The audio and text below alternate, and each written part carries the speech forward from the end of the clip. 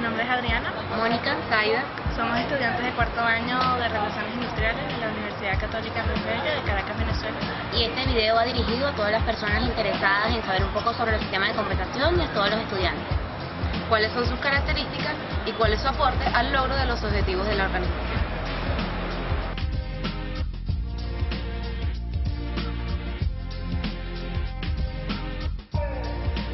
Para dar respuesta a la interrogante planteada, es necesario conocer los términos de compensación. ¿Qué es compensación?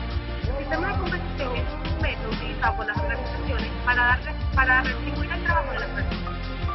Se basa en técnicas, políticas y objetivos de compensación representados en la remuneración, prestaciones o beneficios tangibles que recibe el trabajador como parte de la relación laboral.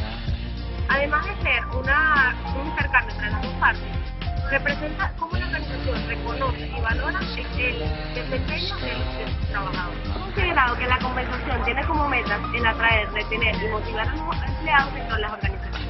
Asimismo, como el objetivo de administrar los salarios de conformidad con la normatividad legal, facilitar el logro de los objetivos estratégicos de la organización y lograr una ventaja competitiva. Los programas de compensación tienen el potencial de influir en las actitudes y comportamientos de los empleados en el trabajo, estimulándolos a ser más productivos. Todos los gerentes buscan un mejor desempeño, una productividad más elevada y una menor rotación de personal. Para el cumplimiento de las metas expuestas anteriormente, es necesario conocer a profundidad los componentes de la compensación, los cuales se darán a conocer en el siguiente segmento.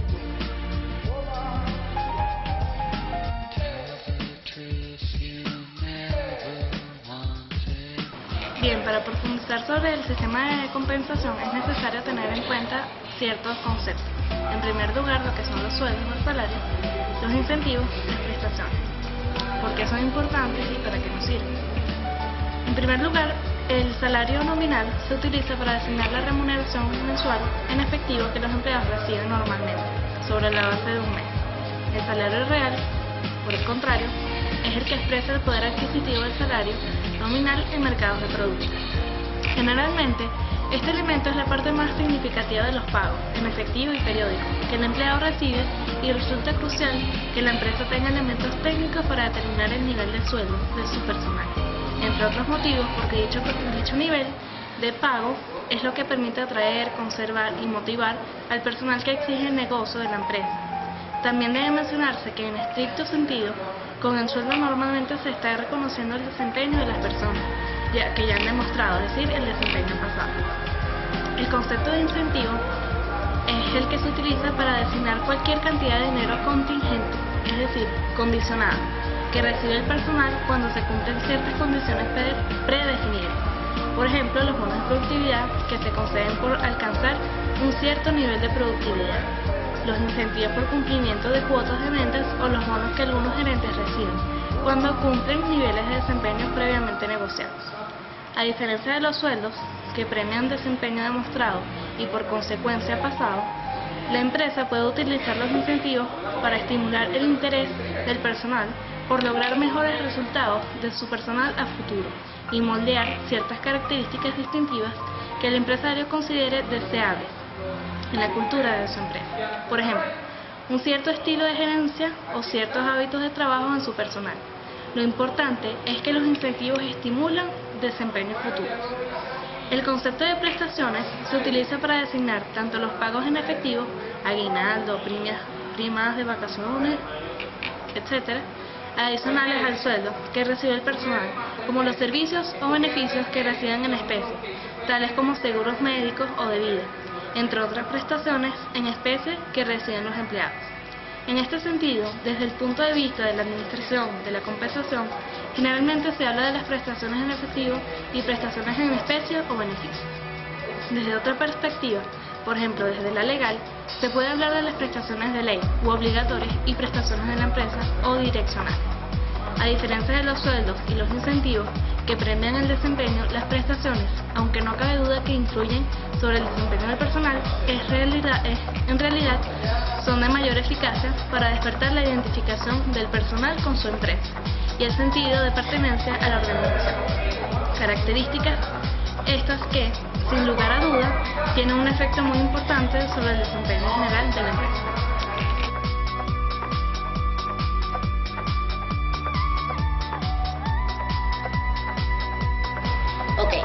tenemos definido qué es el sistema de compensación y cuáles son sus componentes, pasamos a determinar cuál es el salario que yo le voy a asignar a un trabajador.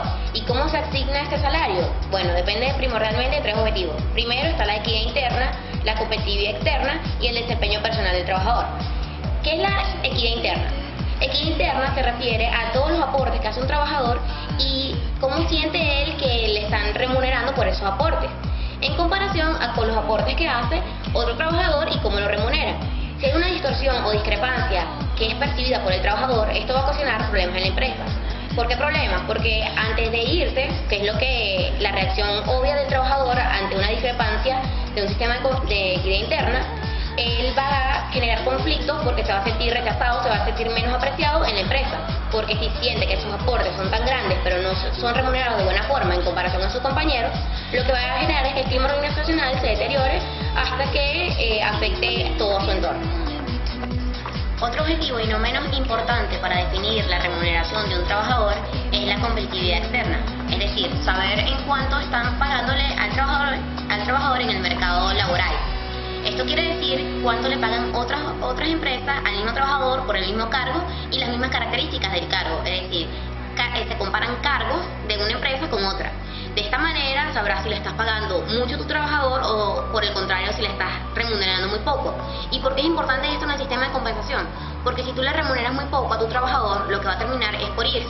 O por el contrario, si le remuneras demasiado, lo que va a pasar es que vas a tener una carga en tu nómina y que lo que no te va a ayudar a surgir en la empresa, pues en la empresa su logro se ve mucho más complicado.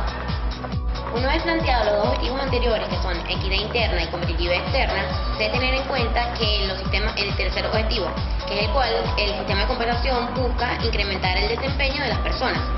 Para esto se parte de la premisa de que hay que apreciar al trabajador como el recurso más importante y no solamente que se le quiere remunerar por un trabajo, sino que hay que buscar que explotar su máximo potencial. Para esto, ¿cómo se logra que el trabajador se sienta a gusto y explote su máximo potencial? Se basa tanto internamente en la organización como en el entorno. Es decir, no solamente hay que crear un ambiente o clima organizacional adecuado y que el trabajador sienta que es remunerado de acuerdo a los aportes que hace, sino que también el entorno va a influir cómo las otras empresas remuneran a sus otros trabajadores, es decir, la competitividad externa, el mercado laboral, en cómo esto va a afectar al trabajador en la manera de que quiera permanecer en la organización o se quiera retirar. Por eso el sistema de compensación se debe adecuar tanto a necesidades internas de la organización como al entorno. Y de esta manera lograr que un sistema de compensación que ayude a destacar el desempeño de las personas y que beneficie y saque de las personas lo mejor de sí, ya que ellas, las personas o el capital humano, es el recurso más importante que cualquier organización puede tener.